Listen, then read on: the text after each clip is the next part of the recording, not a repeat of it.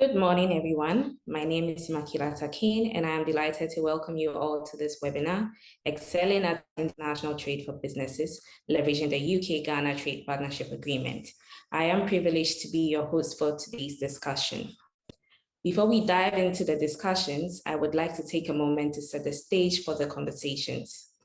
In today's fast-paced and interconnected world, businesses, regardless of their size or industry, face unprecedented opportunities and challenges. Whether you're a small startup aiming to expand into international markets or a multinational corporation looking to optimize its global corporations, excelling at international trade is absolutely essential for sustained success. The UK-Ghana Chamber of Commerce, with its mission to promote and grow bilateral trade between Ghana and the UK, is deeply promoted to help businesses succeed in understanding the multidimensional nature of international trade and providing access to markets in both Ghana and the UK. The UK-Ghana Interim Trade Partnership Agreement represents a significant milestone in the relationship between these two countries, and it carries direct implications for businesses. This agreement offers substantial benefits such as reduced trade barriers, improved market access, and enhanced trade predictability. Therefore, understanding the UK-Ghana TPA is not just important, it's paramount for businesses looking to engage in trade activities between Ghana and the UK. We have also scheduled a deep dive training course that gives more details on the TPA, and we will share the details in the comment section. As we take our presentations, please feel free to drop in your questions in the Q&A section. I would now like to introduce our first speaker, Victoria Allard, who is the Regional Trade and Development Advisor covering Ghana, Cote d'Ivoire, and Cameroon. She's based in the British High Commission here in Accra and sits in the Foreign, Commonwealth and Development Office's Trade for Development team. Victoria leads on implementing the economic partnership agreements between the UK and the three countries that she covers to boost trade and support economic growth. I would now like to hand over to Vicky. Thank you. Thank you very much, Emma. I'll just wait for the presentation to load before I start. Great, thank you very much. So thank you, good morning, everybody. Thank you very much for joining this webinar this morning. As Emma said, I am the Regional Trade and Development Advisor covering West and Central Africa. If any of you are wondering why those three countries, it's the three countries that the UK has a trade agreement with. In Ghana, it's called the Trade Partnership Agreement. In Cameroon and Cote d'Ivoire, it's called the Economic Partnership Agreement. But essentially, they are the same things. So I'm going to, if you could move on to the next slide, please. So my presentation today is going to be, I'm going to provide some background and some context to the agreement, show you some key statistics and figures, talk about how trade under the TPA works in very high level terms, given the timing, look at some of the features of trading under the TPA from both the exports and the import side, and just some few other things to note with trading with the UK. Next slide, please. So by way of background and context to the UK-Ghana Trade Partnership Agreement, so the agreement was reached in March 2021, and it came into force immediately. And I think it's really important just to note that the TPA replicates the terms of the agreement that held with Ghana when the UK was part of the EU. So very little has changed in terms of the terms of trade from when the UK was a member of the European Union. So the TPA, we call it a development-focused agreement, and by that I mean it is asymmetrical. And it provides duty-free and quota-free access to UK markets for all Ghanaian exports. Ghana has agreed to gradually liberalise tariffs on around 80% of its goods imported from the UK, and this is phased over a period of 25 years. So what that means is by 2029, approximately 80% of tariffs will be liberalised. So that's tariffs on UK goods being imported into Ghana. So the first phase of this liberalisation started in, back one slide, thanks, in October 2021, and there'll be another round of liberalisation which will happen in January 2024. So beyond tariff arrangements, the agreement covers customs, rules of origin, technical barriers to trade, trade remedies and implementation committees. And it also identifies areas of possible collaboration for trade facilitation and development. But I think it's important to note that the Trade Partnership Agreement covers goods only, so things like services and investment are not part of the agreement. The TPA also contains, thanks. non-time-bound provisions on working towards a possible future agreement.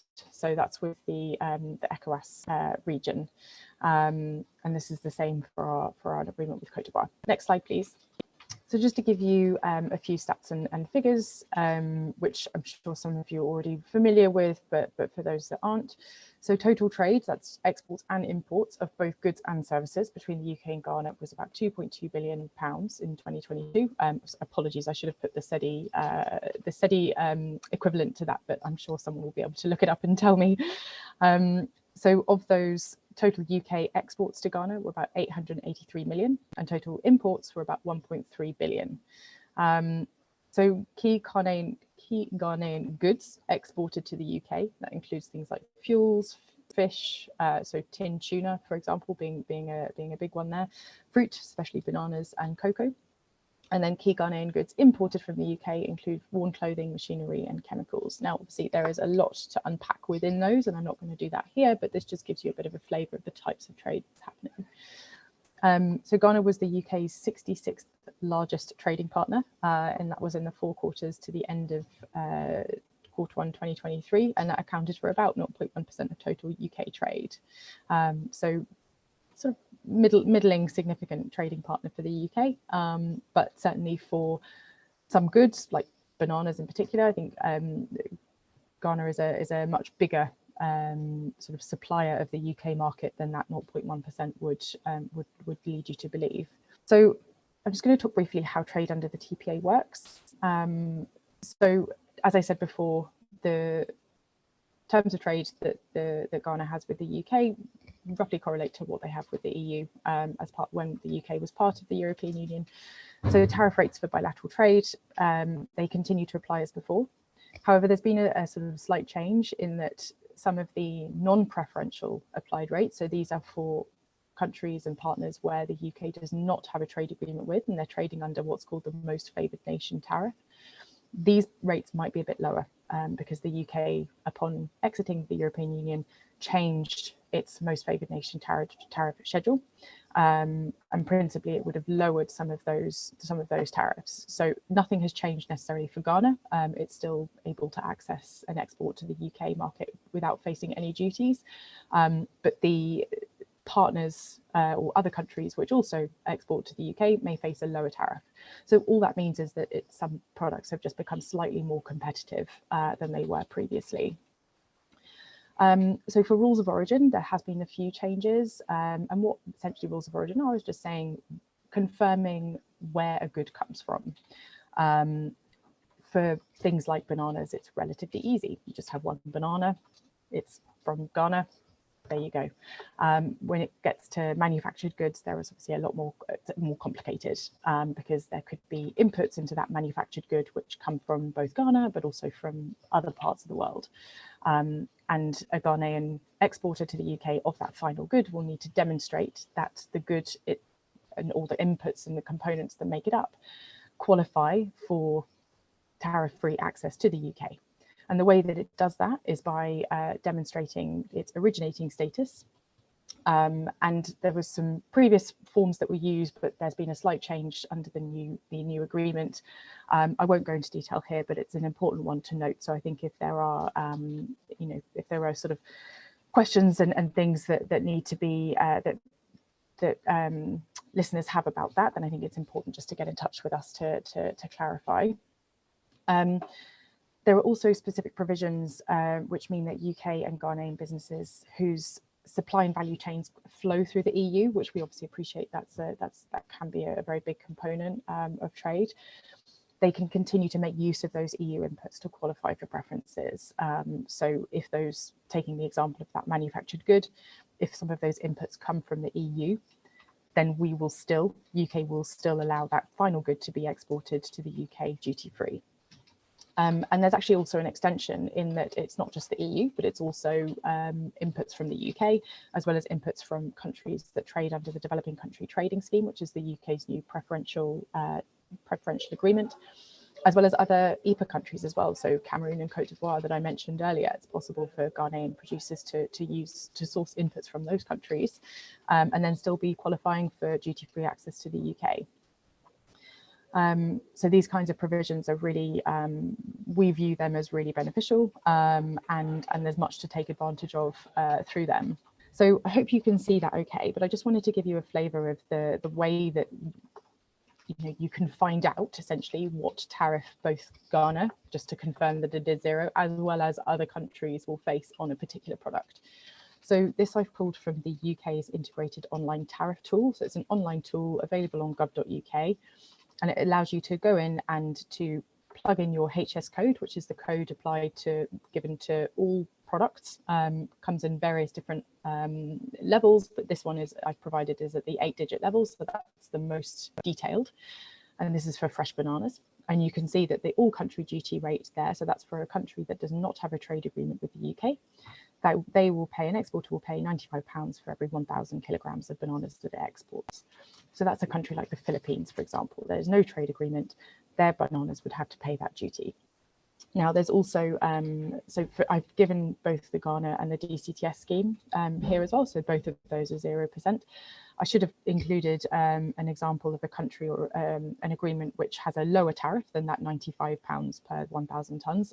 I will try and dig that out and maybe share that around, but all of this information is available on this integrated tariff tool. So it's a really, really useful sort of first port of call if you want to understand the trade, the terms of trade, not just for Ghana, but also for other countries, just to understand what sort of competition, what's the competitive environment in that particular product in the UK. So it's a really good, like I said, first port of call. And so this is looking at Ghanaian imports from the UK. So what I've done is I've pulled off just a few or 4 products here. So I've included the 8-digit HS code, as well as a sort of brief description of what that product is. These are just randomly picked out. There's no rhyme or reason to them. I just wanted to show you the way in which some tariffs are phased. So liberalised, phased in liberalisation over the course of the agreement duration. So if you take the first line, so that's pumps for dispensing fuel.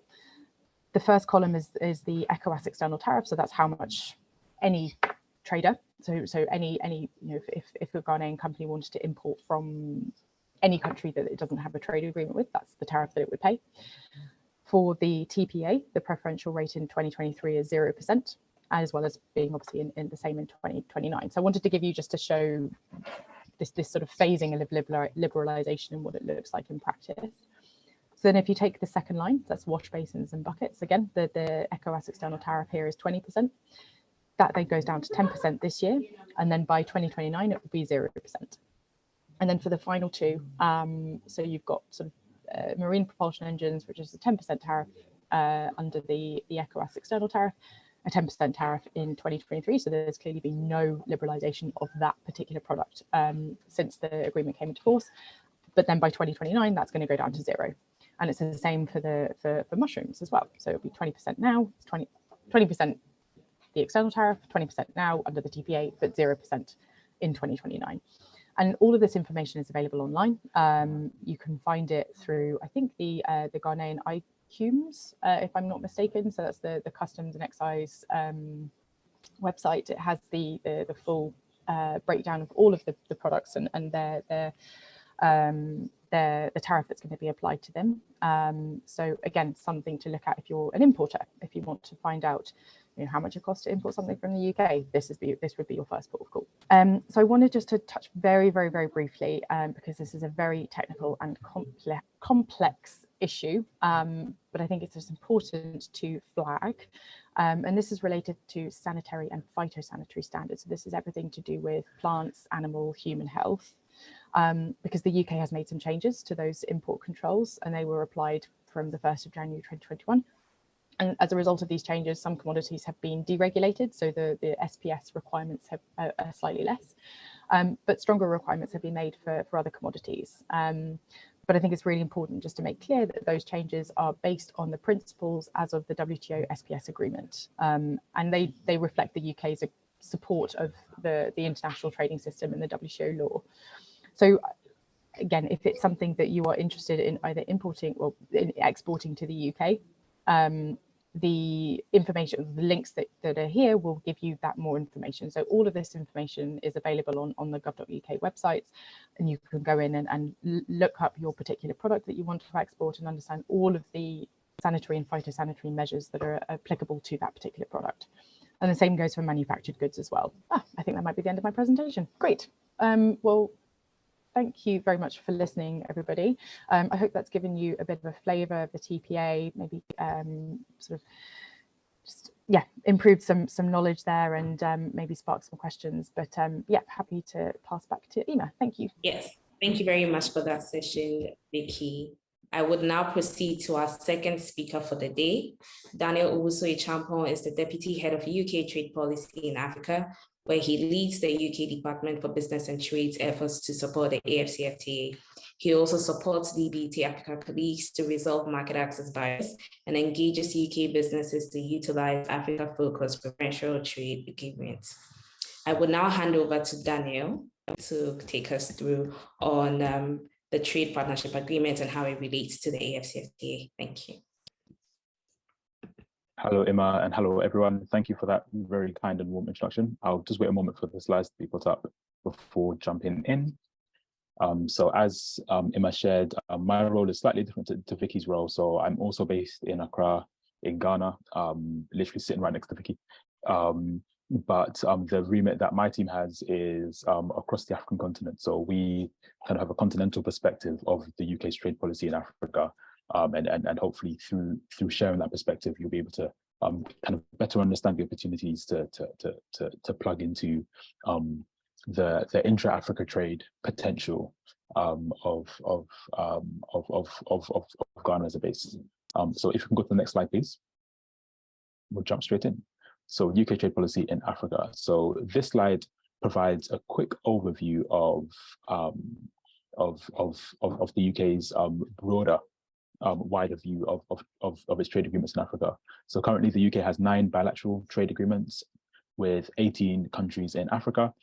So Vicky is the lead on the ones in West Africa, as you can see there. But we have 6 others across the African continent. The ones in the north are referred to as association agreements, and the ones in the south are kind of economic development focused agreements.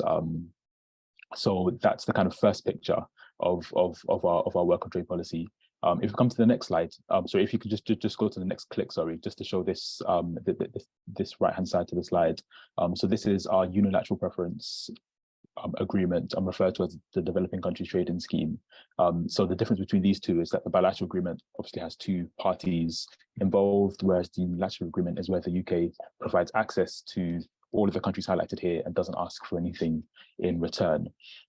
So we have this agreement, which currently spans 37 countries, but I think 4 of those countries already have some form of economic partnership arrangement or some bilateral agreement with us.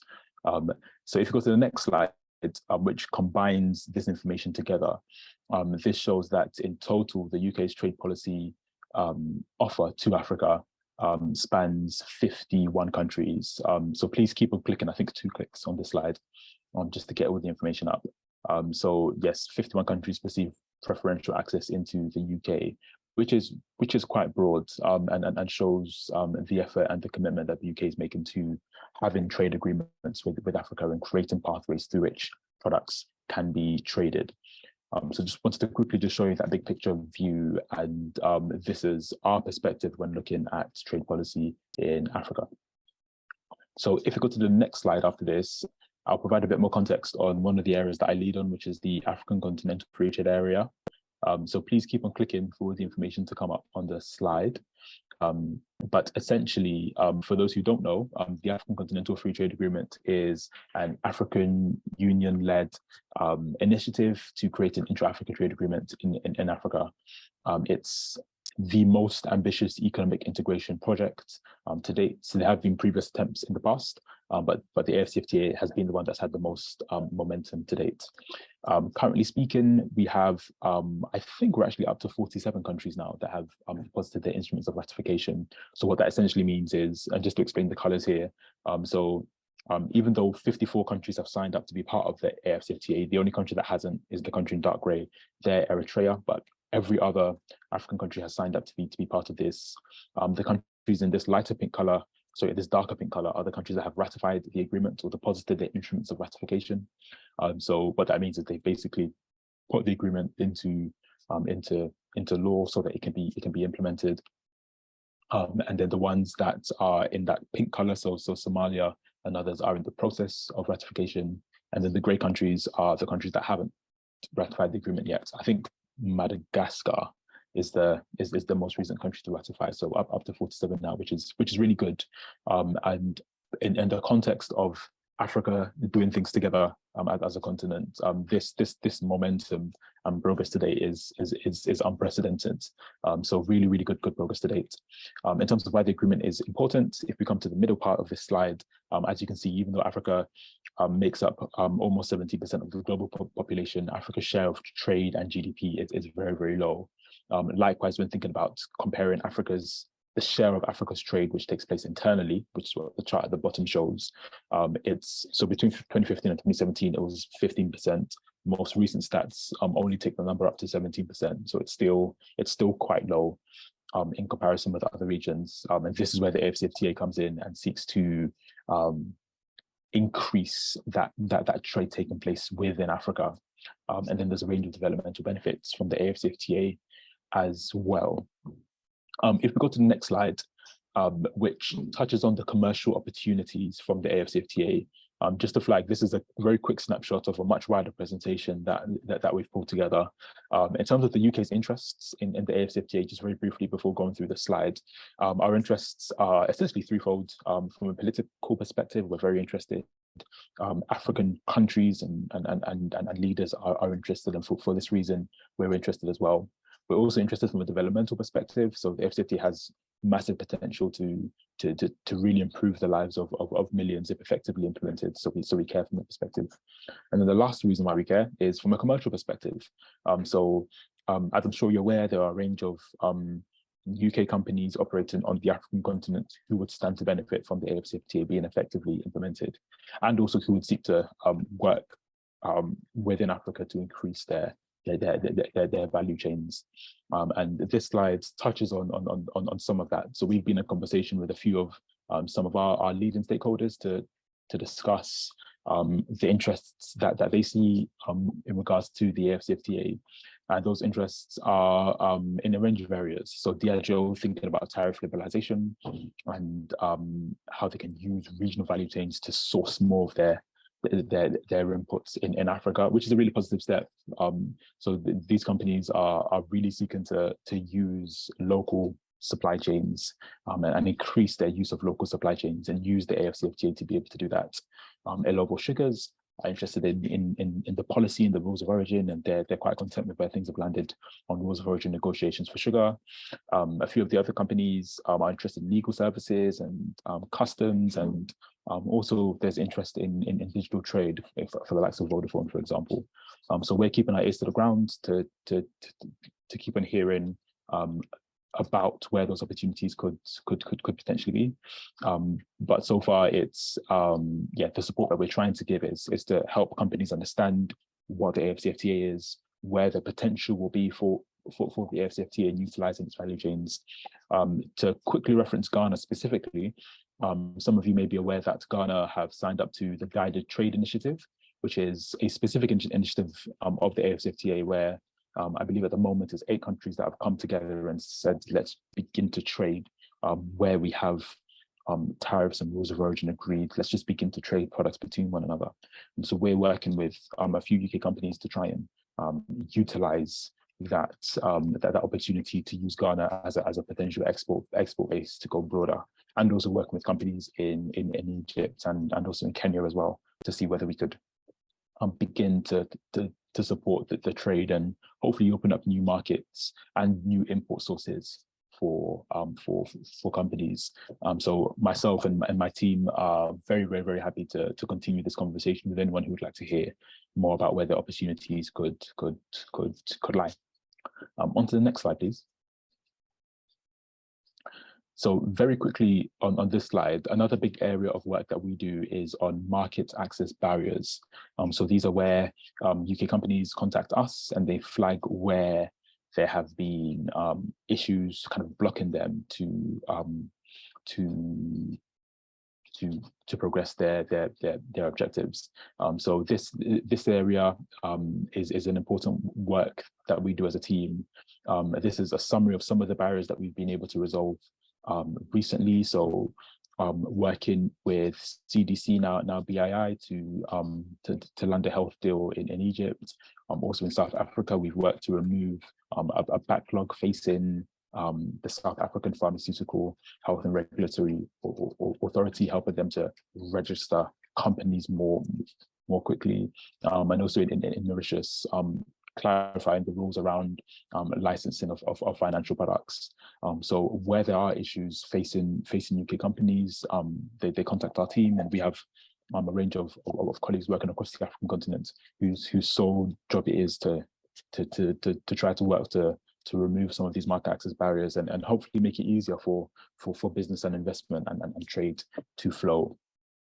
In addition to that, we have a range of non-trade policy non-trade policy, so non-free trade agreements, trade policy tools.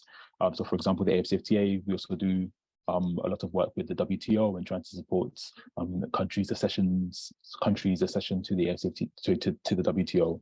And we also work with other trade tools like memorandums of understanding. In Nigeria, we're working towards an enhanced trade and investment partnership with Nigeria as well. That's a kind of quick overview of the work that we do as a team and the areas that we can support. So that kind of big picture trade policy, thinking about intra-Africa trade, leveraging the AfCFTA, also working through regional economic communities as well, if that's of interest. And then also thinking through more broadly other trade tools like the WTO and other pathways, or direct bilateral MOUs to try and make progress. I think I'll pause there. Maybe the last thing to say, just a very quick note on the AfCFTA. We are really proud of the relationship that we've been able to have with the AfCFTA Secretariat to date. And so the UK was the first country to sign, the first non-African country to sign an MOU with the AfCFTA Secretariat. And we're really seeking to find those opportunities where we can support their objectives and hopefully find some create opportunities for investment to flow into Africa to leverage that intra-Africa trade platform. So I'll pause there. Happy to take any questions on that. Thanks. Thank you very much for that, Daniel. I must say that our speakers have provided us with some good background on the UK-Ghana Trade Partnership Agreement and the various opportunities for businesses. Before we proceed, I would like to mention that the UK GCC, in partnership with the Institute of Export and International Trade in the UK, will be delivering a course that deep dives into the UK-Ghana TPA for businesses, with more details on the tariff and non-tariff barriers that have been removed and how to negotiate and close deals under the agreement, amongst others. Details of this course has been shared in the comment section. We will put it in there again. So I would like to also entreat the audience to put in any questions you have in the Q&A session. But so I would like to throw this to either Daniel or Vicky. It's always helpful to hear real world examples. I know you've highlighted a few, but can you share any specific cases or success stories where businesses have already benefited from this TPA? Yeah. Thanks, Emma. So I mean, there's many examples. I will sort of pick maybe one of the more obvious ones, which is Golden Exotics. So they're Ghana's biggest producer and exporter of bananas, and they have benefited both from the EU EPA, so when the UK was part of the EU trade agreement, and continue to benefit through the UK's trade partnership agreement by being able to export bananas to the UK duty-free, whereas some other producers, which the UK does have a trade agreement with, they face a tariff. So that's been really enabled Golden Exotics to continue to trade with the UK and benefit from that competitive advantage. Daniel, I don't know if you've got any other examples that you want to share? I might quickly come in on the AfCFTA and examples there. So there we're working with a particular company who I'll leave unnamed, if that's okay. But they're thinking through the opportunities that creates. We're working with the company to essentially assess how they can leverage the preferential tariff rates to increase their trade in and through Africa from other African countries. So that one is an ongoing work in progress, but has the potential to have some real tangible impact. Thanks. Yes, thank you very much for that. That is very helpful to hear. So looking ahead, how do you envision the trade relationship between Ghana and the UK? What do you think is going to be the evolution process in the next few years as a result of this agreement? Or do you envision any specific industries or sectors that stand to gain some more from the UK-Ghana TPA? Thanks, Emma. I can jump in on that one. So I think the main sort of mechanism through which there's going to be benefits, certainly from Ghanaian importers, will be through that phased tariff liberalisation that's going to be that started back in 2021 and will be progressing through to 2029. So over the course of the next 5 years, there will be a whole host of other tariffs liberalised across products, and that will make it cheaper for Ghanaian importers to import those products from the UK, and that could either be finished products to put on the market for Ghanaian consumers, or intermediate products. So Ghanaian businesses will be able to import those intermediaries at a lower cost, and then use those to produce finished goods in country and either re-export, sell, do whatever they feel is the right course of action. So I do see plenty of opportunities through the liberalisation of Ghana's tariffs from the UK, and also with, you know, in relation to the AfCFTA and the opportunities that is going to bring.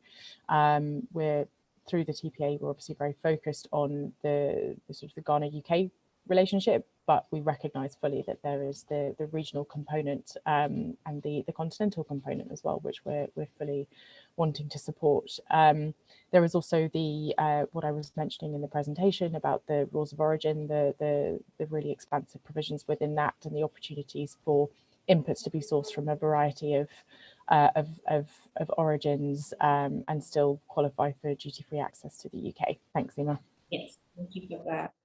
Danny, I don't know if you have anything else to add to what Vicky said.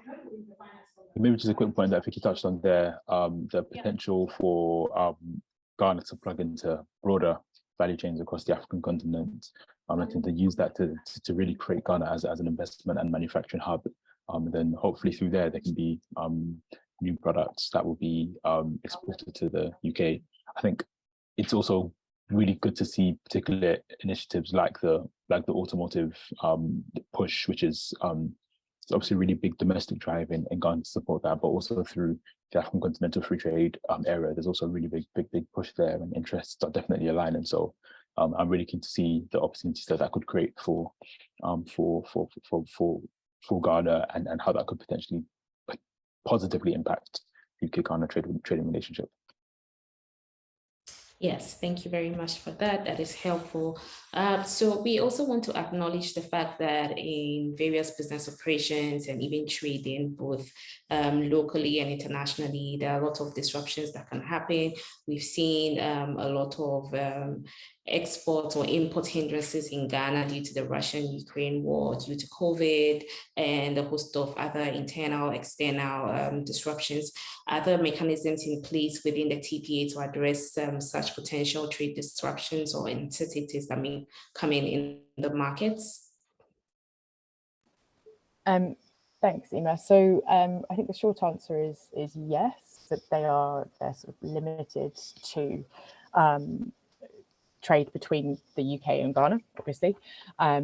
So where a company does not think that the rules of the agreement are being applied properly, where the UK or Ghana think that the other partner is not applying the rules properly, there are formal procedures within the agreement, within the legal text, that allow that partner to raise the concern, and then there will be a formal mechanism through which they can try to resolve that particular issue.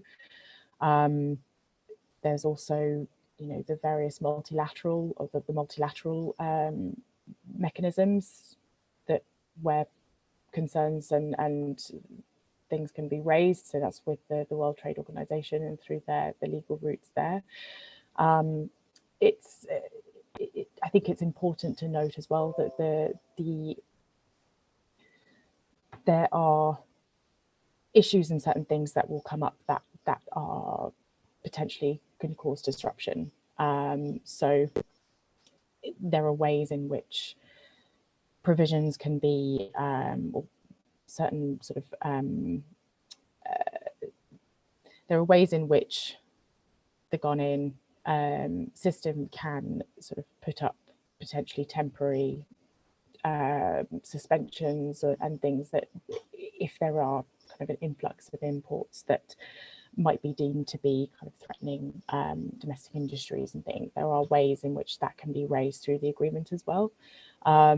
So yes, there are formal structures that exist that are there to address these issues. That's not to say that there's always going to be a resolution. You know, that there's going to have to be an independent process to review the issue that's arisen and determine the most you know, the best way forward. But I think it's important to note that that is independent. There are arbitrators that are they are independent individuals. They are from neither Ghana or the UK, and so therefore can provide that independent voice to resolve any issues. Thanks. Thank you, Vicky. And Daniel, would you like to come in to say anything in addition? Yes, please. So just to follow that up, that from a kind of business perspective, the work that hopefully you can see on the slides that we do on market access is another pathway through which some of these issues can be identified and addressed as well. So if companies are facing issues regarding the implementation of the agreement itself, or any other issue, I'd say the first port of call would be just to reach out and let us know, and hopefully from there we can begin to seek to see whether we can take steps towards addressing and hopefully removing the issue that companies are facing. Thanks. Thank you, Daniel. Before I move on to our final question for the session, I would like to entreat the audience to put in any questions you'd have into the Q&A box, and we will read it out for our panelists to answer you. Thank you.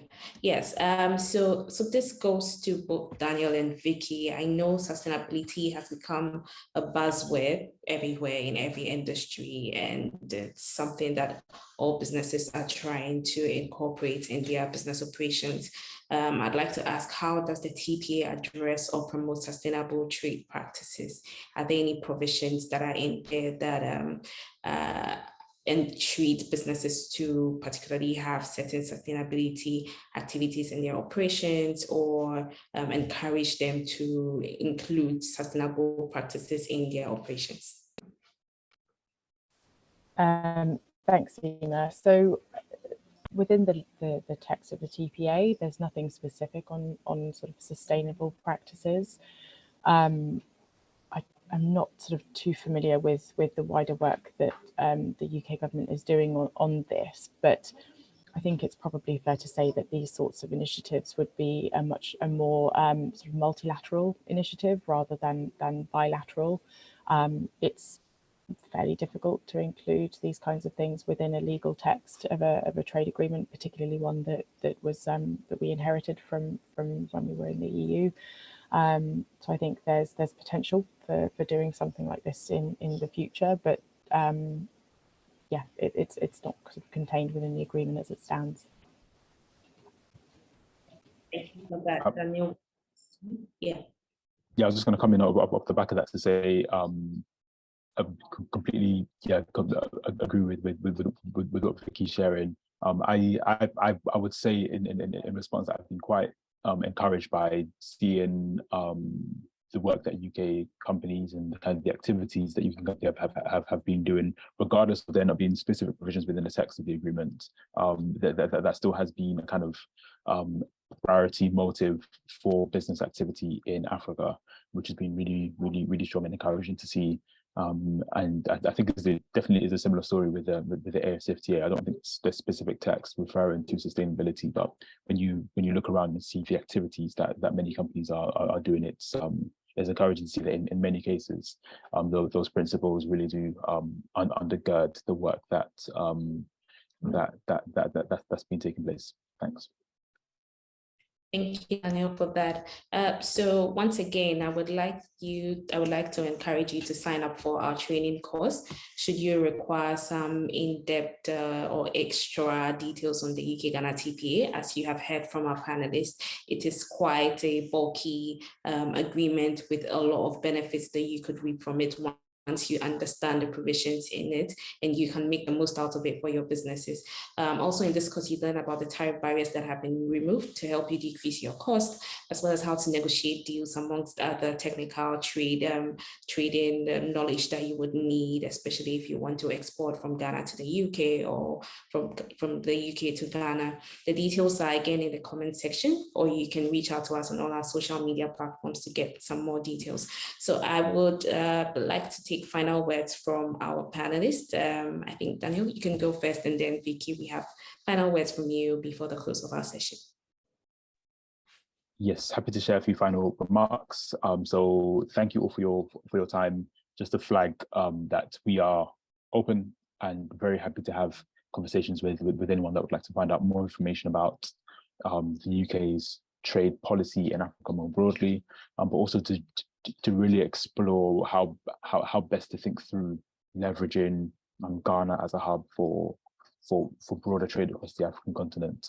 Those are conversations that we're having with UK companies, and conversations that we want to continue to have, and not just leveraging Ghana as a potential export hub, but also thinking about the rest of Africa and how the intra-Africa trade mechanisms that exist can hopefully increase the sourcing solutions that companies will need. So yeah, very keen to have that conversation with anyone. Please do feel free to reach out. Happy to have the conversation. Thanks. Thanks, Daniel. And firstly, my thanks for listening in to today's presentation. It's been really great to have the opportunity to share the agreement, the work that I do, and just to really cement how important the UK and Ghana relationship is, certainly to the UK, and how we are really keen to work with businesses to improve take-up of it. To echo Daniel, I'm also available for comments and questions on the TPA specifically. If anybody has any particular questions or any concerns, any issues that they face trying to trade under the agreement, then please do reach out to me. I'd be very welcome of that. I'm also happy to provide any more information for those that need. I think there is plenty of opportunity, as I've set out both in the presentation and through the follow-up questions, and we really do value the trading relationship between the UK and Ghana. We think it's strong, but it definitely can be stronger. And we're also trying to support more Ghanaian businesses to export to the UK, as well as UK businesses to export to Ghana, and looking at all of the benefits that can be accrued to both parties as a result of that increased trade flow. Thanks, Emma. Thank you so much, Vicky. I have a few questions here, but that's mostly on reaching out to us. So if you'd like to have any questions or reach out to the panelists on some more information, you can send an email to info@ukgcc.com.gh, and we will relay the information to our panelists or do an intro with you. I would also like to encourage you to subscribe to our YouTube page at UK-Ghana Chamber of Commerce. and also push on the notification bell to follow us. You can also follow us on LinkedIn at UK Ghana Chamber of Commerce, on X at UKGCC_Accra, on Instagram at UK_Ghana Chamber of Commerce, and on Facebook at UK Ghana Chamber of Commerce. I would also like to say a big thank you to our panelists once again, and to you, our audience, for tuning in and listening into this session. Please don't forget to follow us on all our social media platforms. And also we entreat you to sign up to our training course on the UK-Ghana Trade Partnership Agreement, which is a very distilled or broader version of the conversation that we've just had. I guess this is more of a teaser for that session. It's coming up on the 22nd of November, and you can register to join in for that session. Again, if you need some more details on how you can register for the course, you can send an email to our account, info@ukgcc.com.gh, or follow us on all our social media platforms and send a message. We will reach out to you with the details.